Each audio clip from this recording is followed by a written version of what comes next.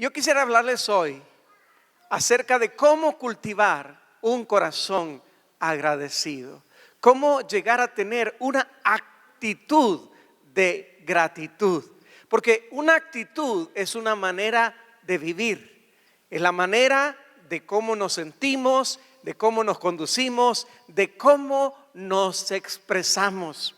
Hace pocos días atrás se celebró en Estados Unidos el Día de Acción de Gracias o el Thanksgiving. Como dijo una señora, hay un patrono aquí en Estados Unidos, el santo patrono que todos celebran. Ese día toda la familia se reúne, la gente va a la iglesia y comen pavo. La señora salvadoreña poco tiempo allá había descubierto que había un día del santo patrono. ¿Y quién es? Le dijeron, San Gibi, dijo.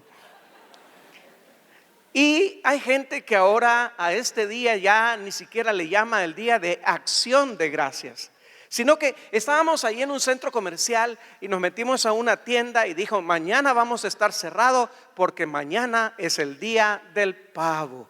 Ya no Día de Acción de Gracias, sino el Turkey Day, el Día del Pavo.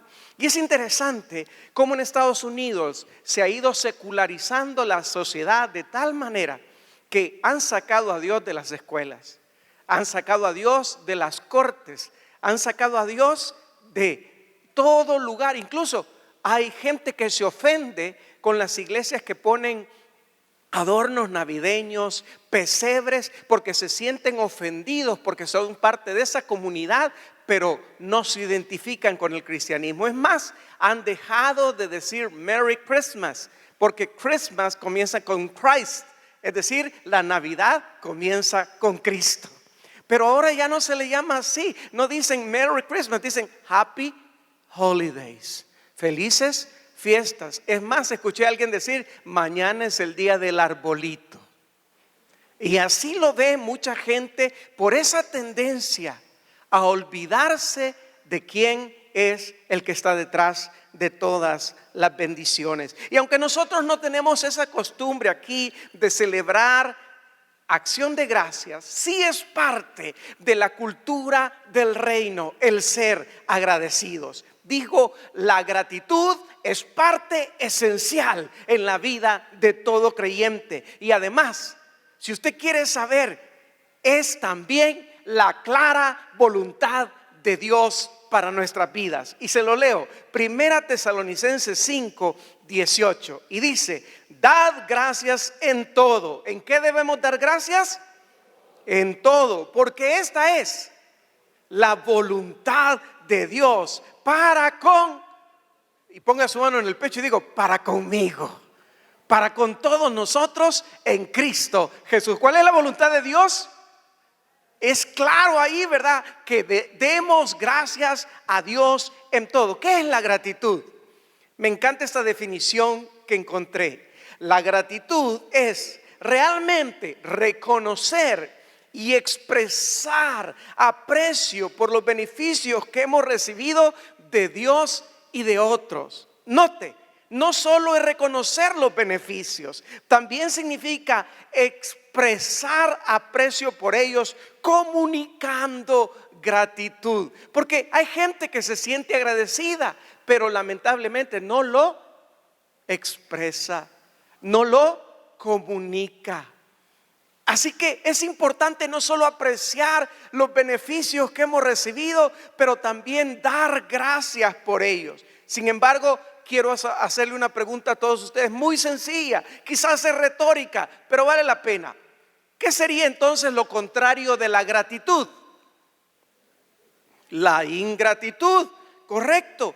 Y me gustaría enfocarme hoy en lo opuesto a la gratitud, es decir, la falta de gratitud.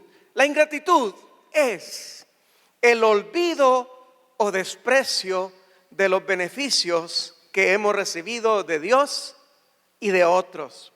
Y un corazón ingrato, un corazón no agradecido, no es poca cosa, porque la ingratitud no es un pecado pequeño, pero sucede que como tenemos la tendencia a comparar pecados, comparándola con algunos otros pecados más visibles, como el asesinato, como el adulterio, como la avaricia, la codicia, la envidia, la lujuria, no nos parece tan grave ser ingrato. Yo, mire, asaltante de bancos no soy. Puedo ser ingrato, pero asaltante de bancos no soy. Puedo ser un poco desagradecido, pero no soy asesino.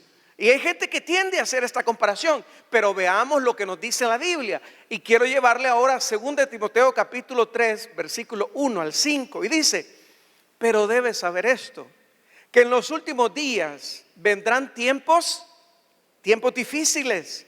Y estamos viviendo esos tiempos difíciles. Pablo se está refiriendo a nuestra época, porque los hombres serán amadores de sí mismos, avaros, jactanciosos, soberbios, blasfemos, desobedientes a los padres, irreverentes, sin amor, implacables, calumniadores, desenfrenados, salvajes. Y lo que podemos ver hoy es que esta es una radiografía, una fotografía de actualidad de nuestra sociedad, de nuestro tiempo, porque vemos el desenfreno, las muertes tan salvajes que se producen el día de hoy. Dice que los hombres también serán, añadiendo estas características, aborrecedores de lo bueno, traidores, impetuosos, envanecidos, amadores de los placeres en vez de amadores de Dios, teniendo apariencia de piedad, pero habiendo negado su poder. A los tales, dice la Biblia, a los tales ¿qué?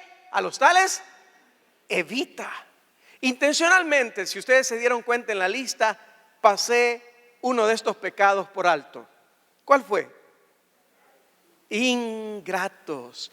Pablo dice que una de las características de los hombres de los últimos días será la ingratitud. Serán días de ingratitud. Habrá hombres, dice, ingratos, y es para generalizar al género humano, hombres y mujeres ingratos. No hay nada que duela más que la ingratitud.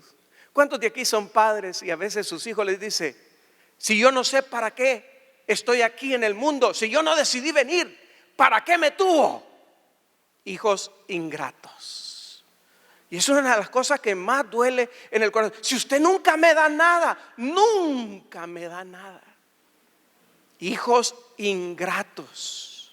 Si usted nunca se ha preocupado por mí, si supieran todos los desvelos. Un niño le puso a su mamá una cuenta por traer las tortillas cada semana a la casa, $5. Por ayudarle a levantar los platos cada semana, $5. Y así fue enumerando una lista hasta que completó como unos $75 mensuales. Y se la dio. Me debes, mamá, le dijo. Y la mamá le mandó una nota: por haberte cargado 9 meses en el vientre, tantos miles de dólares. Por las noches de desvelo y de cuidado, otros miles de dólares. Total, de que la cifra del niño era completamente insignificante con el precio que una madre había pagado por criar a ese hijo. Así que es duro cuando un hijo resulta un hijo ingrato o desagradecido. Y Pablo dice, a los tales evita, y más adelante les voy a decir por qué. Pero ¿cuántos de nosotros, si hubiéramos hecho esta lista que aparece en 2 de Timoteo capítulo 3, versículo 1 al 5, hubiéramos puesto en esta lista de pecados tan horribles como los que menciona: salvajes, desenfrenados, amadores de sí mismos, asesinos, hubiéramos puesto la ingratitud? Probablemente ninguno de nosotros hubiera pensado en poner la ingratitud como uno de esos pecados tan graves. Pero para que examinemos la Biblia y cómo Dios ve las cosas, quiero llevarles ahora a Romanos capítulo 1. Porque Pablo habla allí otra vez sobre este tema de la ingratitud. Él nos muestra que un corazón ingrato, note bien, un corazón ingrato es el terreno en el cual muchos otros tipos de pecado pueden florecer. Romanos 1:21 dice: pues aunque conocían a Dios, no le honraron como a Dios, y dice, ni le dieron gracias, ni le dieron gracias, sino que se hicieron vanos en sus razonamientos y su necio corazón fue entenebrecido. Y en todo este capítulo, que le ruego que lo lea en casa, capítulo 1 de Romanos, Pablo nos habla de una progresión de maldad, una espiral de descenso en los niveles de moralidad y perversión en el corazón humano. Pablo dice: y habiendo conocido a Dios, no le glorificaron como a Dios, no le honraron ni le dieron gracias, sino que se entregaron, dice,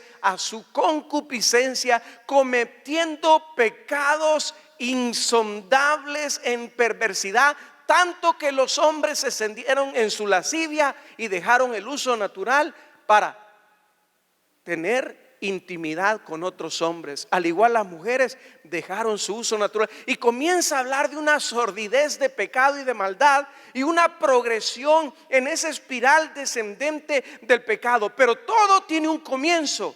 ¿Y dónde comenzó esta progresión de maldad? ¿Cuál fue el caldo de cultivo? ¿Cuál fue la tierra que dio abono a estos otros pecados? ¿Dónde comenzó esta espiral de pecados? Allí en ese versículo 21. Pablo claramente dice: y no le dieron gracias. Qué interesante que la ingratitud nos lleva a cometer toda otra clase de pecados en nuestra vida. Y el origen de los pecados se vuelve la ingratitud. Así que la ingratitud es pecado y es el primer peldaño de descenso hacia la progresión en el declive moral. Como repito, un espíritu ingrato nos guía a todo tipo de pecado. Eso es lo que Pablo nos está diciendo. Por favor, a los tales evita estas personas que corren hacia el desenfreno, evita a los mentirosos, evita a los salvajes, evita a los amadores de sí mismos, evita a estas personas, pero evita también a la gente desagradecida, porque un pecado nos contamina. Y una persona con falta de gratitud fácilmente contamina a otras personas. Hay personas tan negativas que todo el tiempo se pasan quejando, son desagradecidas. Nos quejamos porque sequía y calor, qué barbaridad, y no llueve, y Dios nos mandó tormentas, y ahora ¿por qué no deja de llover? Y siempre nos estamos quejando, siempre estamos ahí quejumbrosos. Mire, hay gente tan negativa que en vez de volver en sí, vuelven no. Hay gente tan negativa, tan desagradecida. Ahora bien, nosotros pensamos, y digo nosotros hablando de la familia del pueblo de Dios, que probablemente estamos por encima del promedio. Y si nos preguntaran, le voy a preguntar: ¿es usted una persona agradecida? Y probablemente la mayoría diría: sí, porque mi papá y mi mamá me educaron bien y me enseñaron a decir gracias. Y me enseñaron a decir por favor. Pero déjeme decirle que entre decir gracias y tener gratitud hay una gran distancia. Porque como dice el dicho, del dicho al hecho hay mucho trecho. Hay quienes dicen gracias, pero gracias sarcásticamente. Gracias por el vaso de agua que no me trajiste. Gracias. Una hermana le pisaron los callos en el bus y como no tenía otra palabra, le dijo: que Dios lo bendiga, le dijo. Le aseguro que no era una bendición. Así que hay personas que usan la palabra gracias como arma. Gracias por lo bien que me tratas, mi amor. Gracias. Gracias por acordarte del cumpleaños. Y así. Y entre decir gracias y verdaderamente experimentar gratitud, porque la gratitud es algo que se siente y la gratitud es algo que se nota. Dije que la gratitud es algo que se nota. Mire, Jesús oró: Padre, me regocijo porque has dado estas cosas a los niños y no a los sabios. Cuando él dijo me regocijo y dio gracias, dice la Biblia, ¿se le notaba a Jesús, sí o no? Sí, porque él se regocijó. Padre, te doy gracias. Y dice, se regocijó Jesús y dio gracias. ¿Por qué has ocultado estas cosas de los sabios? Pero la gratitud es algo que se nota. Un hermano estaba en un tremendo servicio, había un avivamiento, toda la gente gozándose, alabando a Dios, y este hombre tenía cara de palo. Y una hermana que estaba a la par le dijo, hermano, gócese. Y dijo, sí estoy gozándome, le dijo, pero mi gozo es profundo. Y la hermana le dijo, pues dígale a su cara que se le note. Porque cuando uno está gozando y tiene alegría, se nota. Igual, la gratitud se nota. La gratitud es algo que se nota. Ahora, yo le pregunté, ¿es usted agradecido? Ahora, pregúntele a alguien de confianza y dígale, mi amor, mi vida, ¿cierto que yo soy agradecido? Y le va a decir,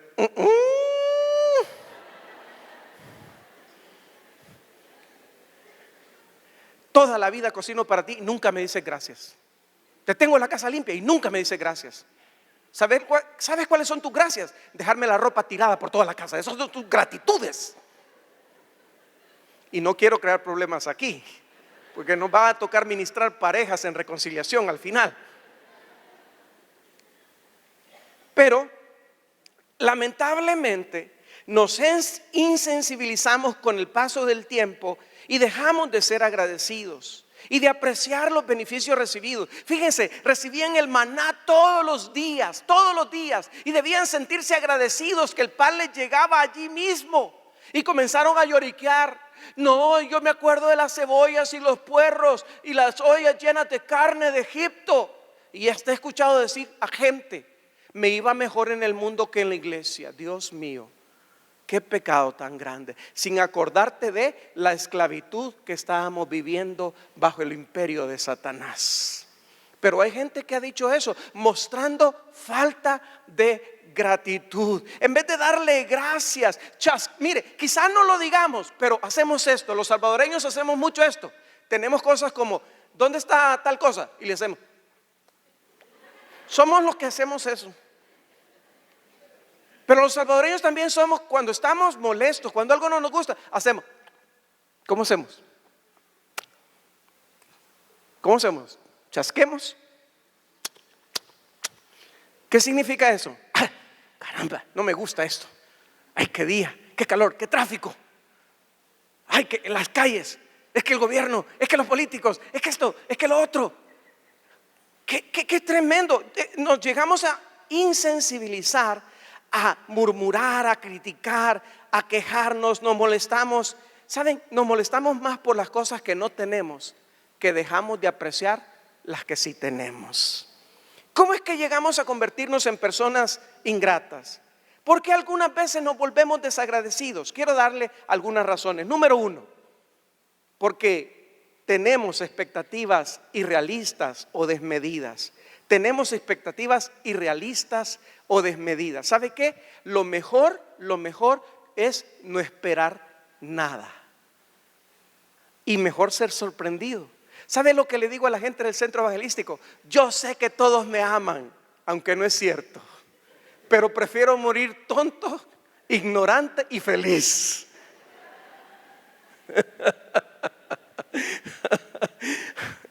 Porque en verdad muchas veces tenemos expectativas demasiado idealistas, se vuelven desmedidas, irrealistas. ¿Saben por qué los judíos mataron a Jesús después de tan solo una semana de haberlo recibido, diciendo: Hosana al que viene en el nombre de Dios, bendito el que viene en el nombre del Señor? Esos mismos que una semana antes gritaban: bendito el que viene en el nombre del Señor, tenían expectativas demasiado equivocadas en relación a Jesús. Ellos esperaban un reino terrenal, y al ver no al siervo reinante, porque la primera venida de Jesucristo no tenía que ver con su reinado, tenía que ver con el pecado y su sacrificio para pagar por nuestro pecado. Tenía que ver con el siervo sufriente. Y al verle humilde, al verle sufriente, la gente dijo: no puede ser el Mesías. Nosotros estábamos esperando, ellos, los judíos, un libertador político social. Es más, los discípulos cometieron el mismo error. Creían que Jesús venía a reinar. Hasta fueron atrevidos. Juan y Jacobo le dijeron a la mamá: mira, Jesús es bueno con las mujeres, a las madres las escuchan. Mamá, ve y échanos un palancazo. Y llega la mamá bien obediente y le dice: Jesús, que cuando tú establezcas tu reino, uno de mis hijos se siente a tu derecha y otro a tu izquierda. Y los demás, dice la Biblia, que se enojaron, pero se enojaron porque no se les ocurrió a ellos primero, porque todos querían reinar. Pero ¿qué pasa cuando Judas ve que que Jesús no es quien esperaba que él fuera? Entonces va y lo vende por ingratitud, porque tenía expectativas de él demasiado elevadas, más bien no demasiado elevadas, equivocadas en relación a el Señor Jesucristo, y le entregaron a muerte porque tenían esas expectativas demasiado irrealistas. Y también una expectativa es una suposición centrada en el futuro que puede ser real o no. Les quiero contar un poquito de lo que nos sucedió a nosotros, porque yo también he tenido expectativas equivocadas. Cuando estábamos como misioneros en Ecuador, llevábamos tan solo nuestra hija. Esta iglesia nos envió aquí. Estábamos en este altar, oraron por nosotros, nos dieron algunas maletitas con ropa para el frío, por la altura que íbamos, ropa para mi hija, y íbamos felices. Cuando estuvimos viviendo allá, la verdad es que nunca pregunté cuánto dinero íbamos a recibir. Allá vi el cheque. Nunca he preguntado. Cuando gente hoy me dice: pastor, y por servir de pastor, ¿cuánto me van a pagar? Yo digo: comenzaste mal. Comenzaste mal, porque esto no se trata de dinero. Yo jamás pregunté cuánto me iban a dar. Jamás pregunté. Y entonces me fui. Cuando vi ahí el cheque, gloria a Dios, gracias, tíralo, Señor. Y bueno, pero aquí estaban haciendo su mejor esfuerzo y yo vi la mano del Señor para estirar aquel cheque. Pero resulta que Edith queda embarazada de Juan Daniel, nuestro segundo hijo. Y cuando él va a nacer, yo comienzo a tener expectativas. ¿Saben cuál era mi expectativa? Seguramente que en El Salvador los hermanos se han dado cuenta que vamos a tener bebé y que un embarazo sale extra, porque de lo que teníamos que alquilar la casa donde predicábamos, alquilar nuestra propia casa. No tuvimos cama jamás, teníamos unas tablas y el colchón. Nunca tuvimos una cocina de ver, sino una cocineta. Bueno, pero vivíamos felices, éramos tontos y felices. Pero la verdad es que cuando nació Juan Daniel, yo creé esas expectativas. Los hermanos van a saber que hay una boca más, a lo mejor unos $50 para más por mes. Todo eran mis expectativas internas. Y yo me iba cada vez a la casilla de correo allá. Tenía una casilla, porque hubo gente que me dijo, quizás algunos de los que me dijeron están aquí todavía. Un hermano me dijo: varón, allá le voy a hacer llegar $75 mensuales. El Señor me ha tocado. Todavía lo estoy buscando, ese varón que me dijo eso, porque nunca los envió. Pero bueno, y gente que me dijo: le vamos a escribir todas las semanas y le vamos a mandar cómo está su equipo en la aliancita. Que lo siento, pastor,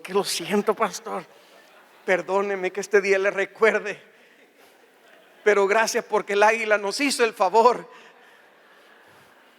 Así que, pero mire, me dijeron cosas y yo siempre iba. Y cuando yo me acercaba a la casilla postal, nada, ni una carta, ni una nota. Pero metí a mi esposa al hospital, y en aquel tiempo, 26 años atrás estoy hablando, no era tan caro, pero me pidieron $120 de entrada. Ahora, esos $120, ¿cuántos serían? Es relativo, ¿no? Bien podrían ser los 1,000 de hoy. Y entonces nace Juan Daniel y yo tengo que sacar a mi esposa y al bebé, pero no tengo para sacarlo. No tengo. Y me voy a la casilla y digo: ¿será que hoy? Y abro, y para mi sorpresa, una tarjeta. Y es de una misionera que estuvo aquí y que se casó con un salvadoreño, Charonderas. Y decía: me di cuenta al llegar a El Salvador que están de misioneros. Los felicito. También me dijeron que están esperando bebé. Y aquí les mando una ofrenda y que Dios los bendiga. Cuando yo leí eso, busqué, porque la mandó bien pegadita en medio de la tarjeta, ¿verdad?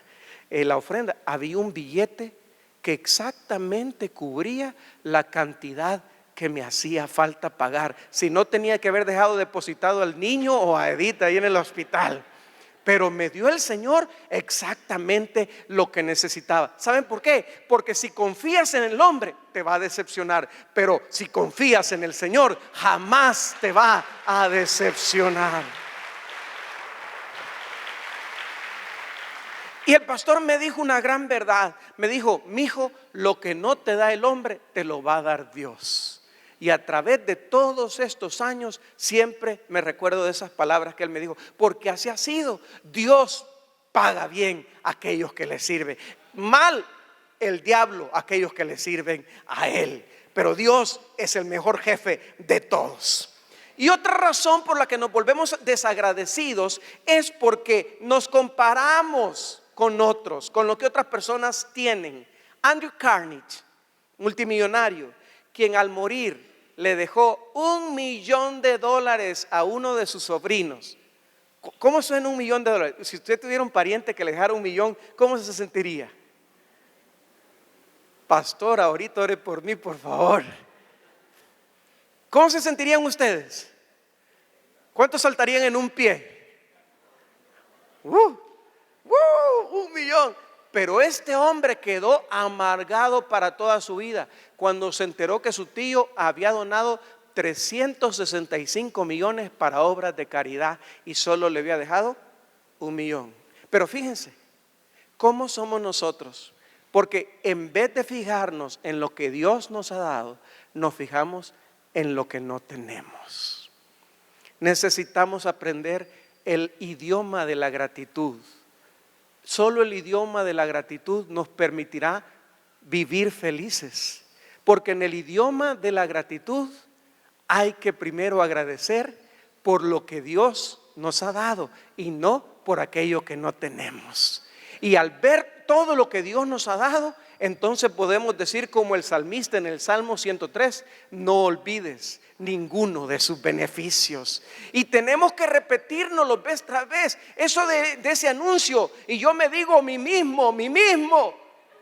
Tiene razón, porque el salmista cuando se estaba hablando en el Salmo 103 dice, bendice alma mía al Señor. ¿Sabe qué? En vez de estar oyendo esas voces que a veces oímos, que no eres nada, que no sirves para nada, en vez de estar oyéndonos, debemos hablarnos y decirnos, mí mismo, mira todo lo que Dios te ha dado. Y no olvides ninguno de sus beneficios. Él es quien perdona tus pecados, el que rescata del hoyo de tu vida, el que te sana de todas tus dolencias, el que te corona de favores y misericordias. La felicidad empieza. ¿Cuántos quieren ser felices? Cuando uno deja de lamentarse por los problemas que tiene y agradece por los problemas que no tiene. Alguien me dijo, pastor, ¿quiere decir que si yo me quiebro un brazo le debo dar gracias a Dios por haberme quebrado el brazo? No, le dije, no es así. Porque hay gente que como lee en la Biblia, da gracias a Dios en todo, piensa que por quebrarse un brazo debe dar gracias. Entonces quiebrese los dos para dar más gracias.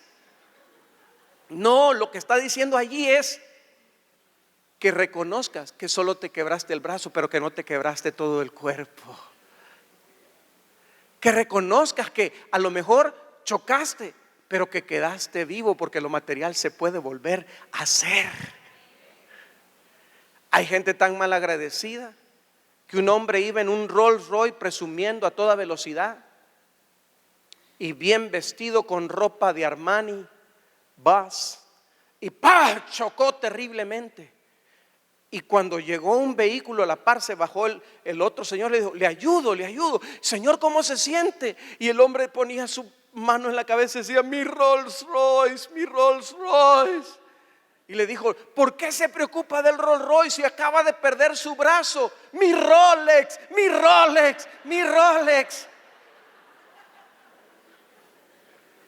¿Saben por qué nos pasa eso? Porque nos fijamos más en lo material.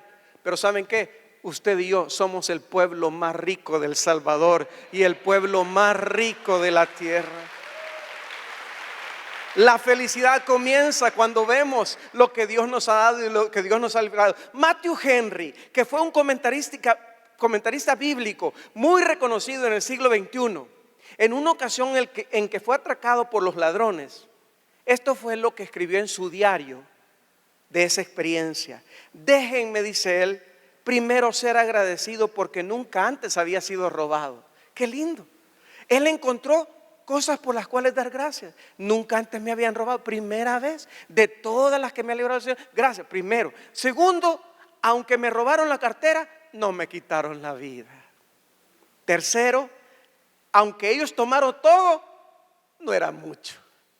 Y cuarto, porque fue a mí a quien robaron y no yo quien robé. Mire, esto revela lo que es un corazón agradecido de verdad. Porque un corazón agradecido se nota. Díganlo conmigo, un corazón agradecido se nota. ¿Se nota o no se nota? Jesús, tocando este tema de la gratitud, preguntó: ¿no son 10 los que fueron limpiados? ¿Por qué solo ha vuelto uno? ¿Sabe por qué? Los 9 que no vinieron eran judíos. Se suponen que conocían la ley, la palabra, a Dios, y ninguno de ellos volvió. Y triste es decir que hay personas que no conocen al Señor y son más agradecidas que los verdaderos cristianos. Naturalmente no lo digo por usted, pero a usted se lo digo.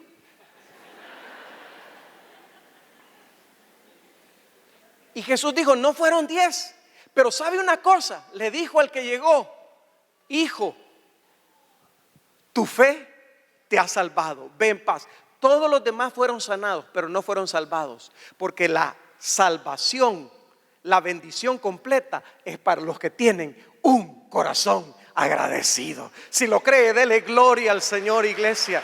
La bendición completa viene para la gente que tiene un corazón agradecido. Este hombre se fue con la bendición completa por su gratitud. Y a veces nos perdemos las bendiciones que Dios tiene por la falta de gratitud. Somos ingratos, en tercer lugar, porque nos olvidamos, somos de mente corta, de memoria muy corta. Nos olvidamos de los favores recibidos. Por eso es que el salmista nos dice: alma mía, bendice al Señor y no olvides, porque tenemos la tendencia a olvidar. No olvides. Y pensamos más bien, fíjense, somos desagradecidos porque mucha gente cree que la vida le debe. Un hombre evangelizando me dijo: mire, me dijo, yo ya estoy sobre el bien y el mal, me dijo. Yo creo más bien, me dijo, que Dios es el que me debe a mí. Yo he sido tan bueno, me dijo. Dios mío. Y le pregunté yo: ¿y si Dios le preguntara por qué debo dejarlo entrar al cielo? Porque he sido bueno, me dijo. Y yo le dije: lo siento mucho, pero los buenos se van al infierno, le dije. Es cierto, porque no es por obras que nos salvamos, sino por la gracia de Dios. ¿Y por qué murió Cristo?, le dije. Si usted hubiera sido bueno y pudiera llegar allá. Bueno, y tuvimos todo un diálogo con este hombre, pero este hombre me dijo: hasta Dios me debe. Hay gente que piensa: la vida me debe. Asaf, salmista, un hombre que servía en el templo, comenzó a ver a los demás y vio la prosperidad. ¿Y por qué este prospera? ¿Y por qué a este Dios? Yo sé cantar, pero a este Dios le dio otras octavas y otros niveles de canto. ¿Y por qué este Dios le dio más y a mí menos? Ve, este hermano acaba de llegar y Dios le contesta rapidísimo las oraciones. Ya tiene casi carro. En algo anda.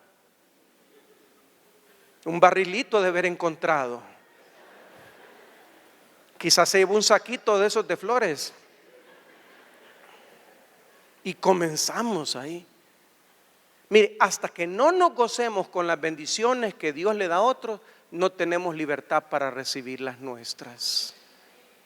Así que ore, que cuando otro reciba bendición, usted con un corazón alegre, con un corazón liberal, le diga: te felicito, que Dios te bendiga. Y no como el doctor Merengue: te felicito. ¿Verdad? Sino con todo el corazón, porque así libera las bendiciones que Dios tiene para usted. Vamos a hacer un ejercicio. Dígale: deseo que el Señor te aplaste. Dígale que tiene pero no así nomás, te aplaste de bendición. Le puede decir que Dios te aplaste de bendición, dígale al que tiene a la par.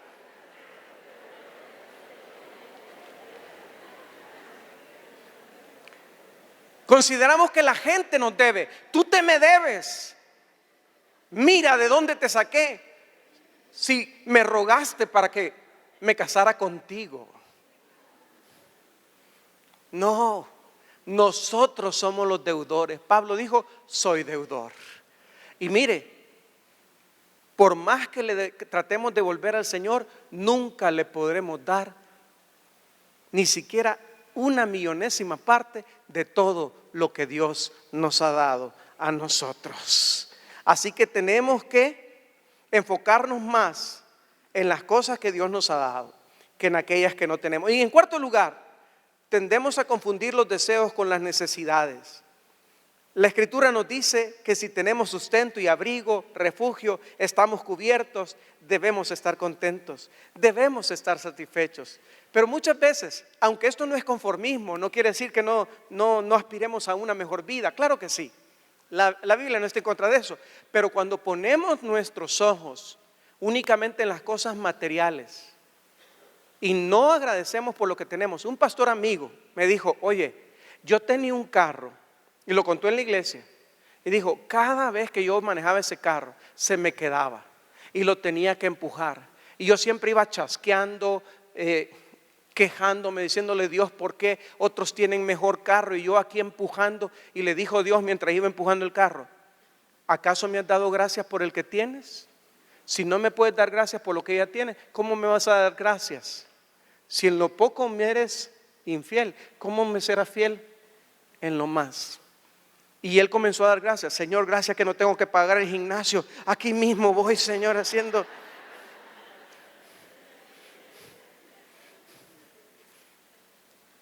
Y la verdad es que le pedimos a Dios, no estamos contentos con el abrigo, el sustento, sino queremos cierto abrigo, cierto techo, cierto sustento, ciertos amigos, cierta educación. ¿Cuántos de aquí, los que están aquí, levanten la mano, merecen la bendición de Dios?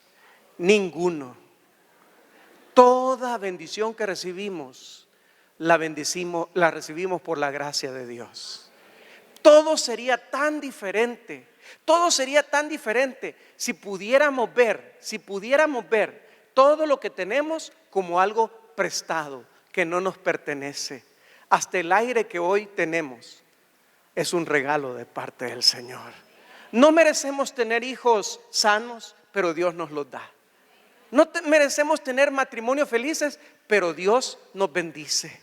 No merecemos absolutamente nada, pero Dios nos los da por misericordia. Como vimos en Romanos 1, el pecado de la ingratitud nos lleva a otros y otros y a otros pecados. En 1863, el presidente Abraham Lincoln hizo la proclamación del Día de Acción de Gracias. Él hizo un llamado a las personas de los Estados Unidos a observar el último jueves de noviembre como el Día de Acción de Gracias y alabanza a nuestro buen Padre quien mora en los cielos. Él dijo en esta proclamación, y las palabras que él dijo allá en aquel año 1863 son tan apropiadas y pertinentes tanto para aquel día como para el día de hoy. Él dijo, nosotros hemos sido recipientes de abundantes riquezas del cielo.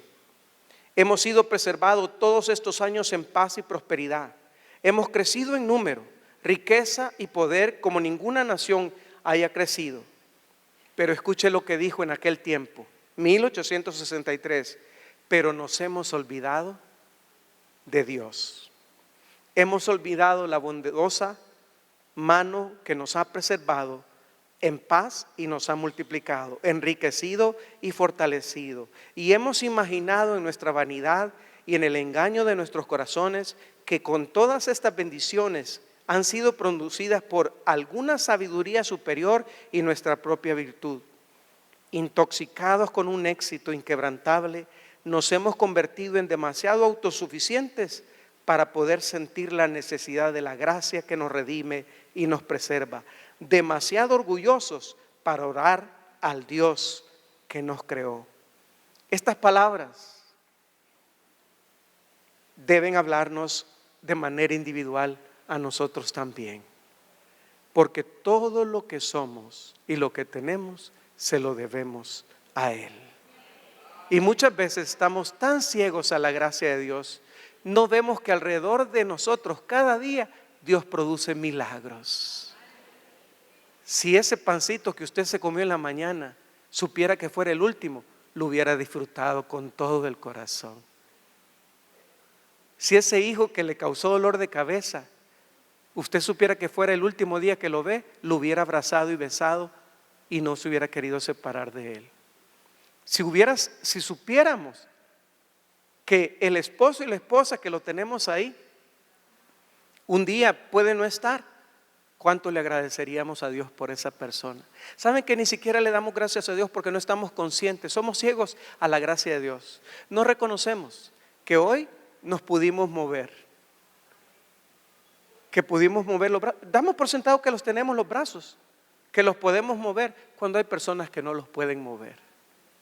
Dijo Abraham Lincoln: yo estaba quejándome, todo el tiempo vivía quejándome porque no tenía zapatos, hasta que encontré un hombre que no tenía pies. Y todo el tiempo puede que vivamos así. La Escritura dice que la ingratitud no es un pecado pequeño.